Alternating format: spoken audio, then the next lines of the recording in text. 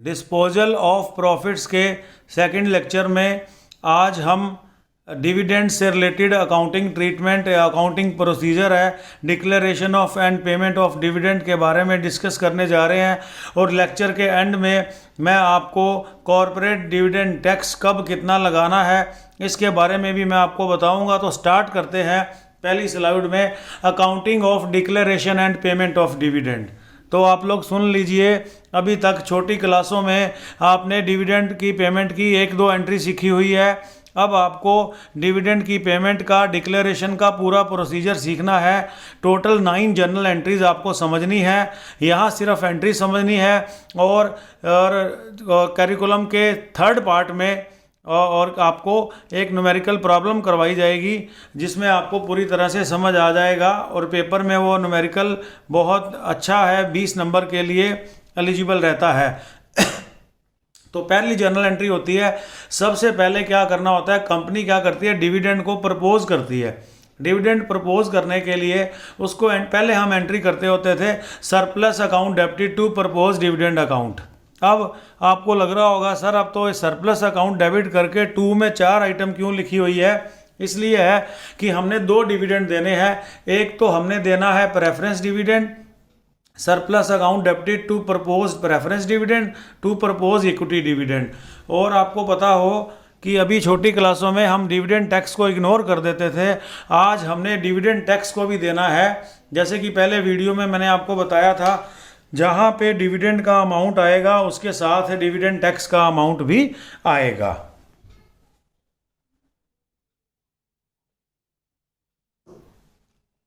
हाँ जी, तो proposed tax on preference dividend, proposed tax on equity dividend, हमने surplus account में से पैसा निकाल के और डिविडेंड प्रपोज डिविडेंड अकाउंट में डाल दिया।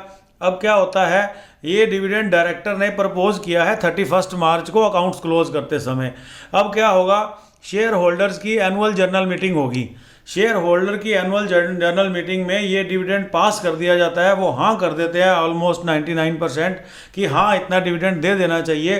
तो अब क्या होगा, प्रपोज्ड जो वर्ड है ना वो हट जाएगा, प्रपोज की जगह आ जाएगा proposed preference dividend account debited to preference dividend account. आपने देखा होगा जो प्रपोज्ड वर्ड हमने पिछली एंट्री में बनाया था वो सारे डेबिट कर दिए, प्रपोज हटा के हमने सबको क्रेडिट कर दिया। कुल मिला के प्रपोज्ड वाले अकाउंट बंद हो गए और बिना प्रपोज वाले अकाउंट खुल जाते हैं। इस जर्नल एंट्री को आप देख लीजिए, न्यूमेरिकल पोर्शन में बहुत ज़्यादा समझ आएगा।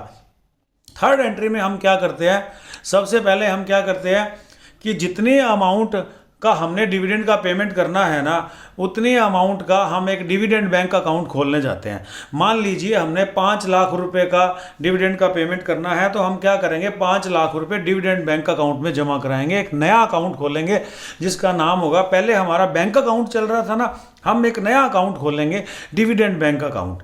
तो 5 लाख रुपये हम डिविडेंड बैंक अकाउंट में जमा करा देंगे और फिर 5 लाख रुपए के छोटे छोटे टुकड़ों में चेक काट देंगे जिसको डिविडेंड वारंट बोलते हैं, कि हमने डिविडेंड के चेक और उसकी कुरियर करा देंगे शेयर होल्डर के घर पे।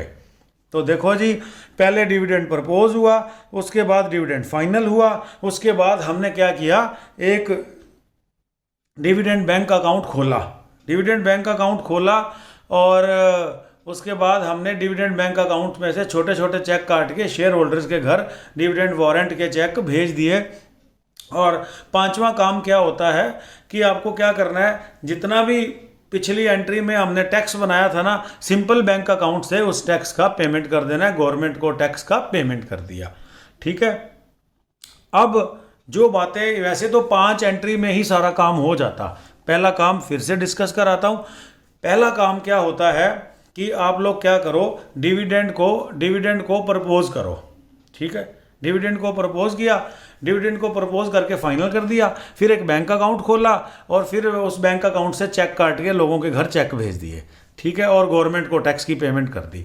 अब हुआ यूं, जो हमने चेक काट के भेजे थे ना, कई लोग घर पे नहीं मिले, चेक वापस आ गए।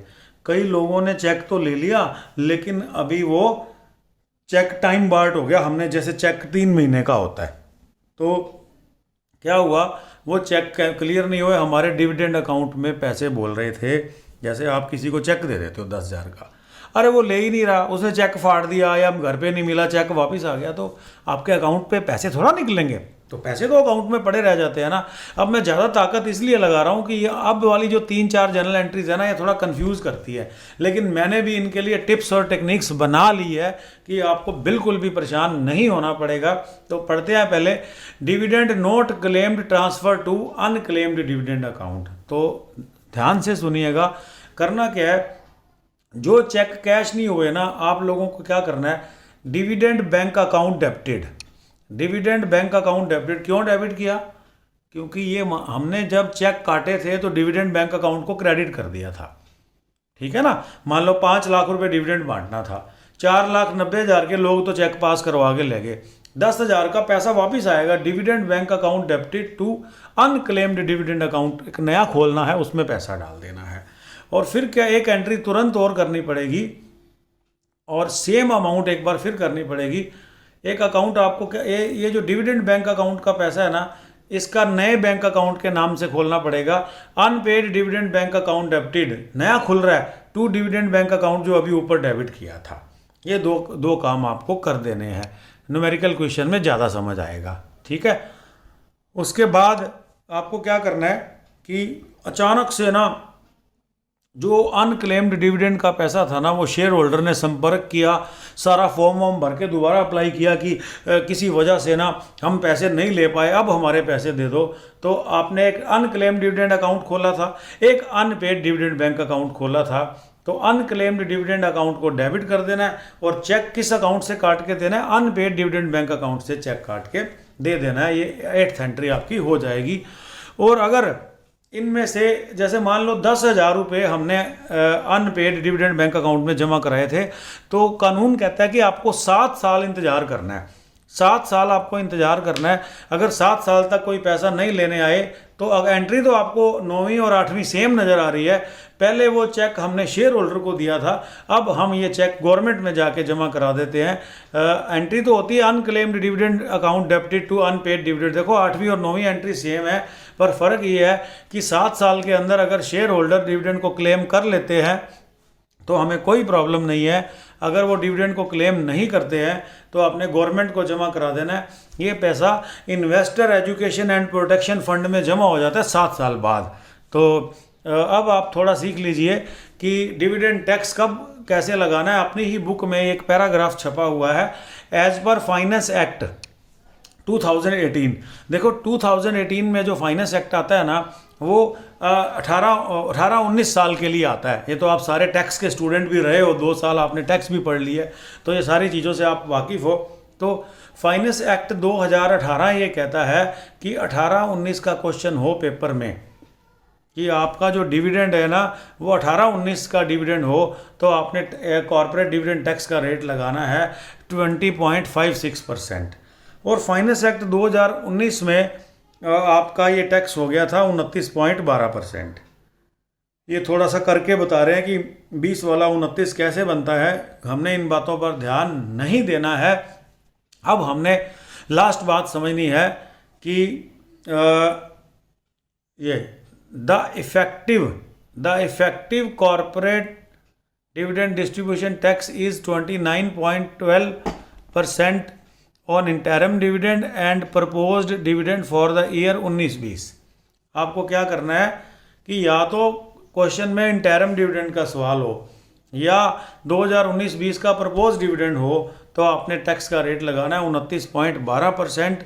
नहीं तो वैसे तो देखो ये मैं आपको समझा रहा हूँ, जनरली होता क्या है कि जो टैक्स के रेट है ना वो आपको क्वेश्चन पेपर में भी दिए होंगे। मैंने जितने भी बुक में क्वेश्चन देखे हैं दिए हुए हैं, पर मेरी एक बात का ध्यान रखना, ये लेटेस्ट बुक का ही न्यूमेरिकल करें ताकि टैक्स के रेट जो घर में प्रैक्टिस करते समय हमने याद किए हैं वही टैक्स के रेट हम आगे लगाएं।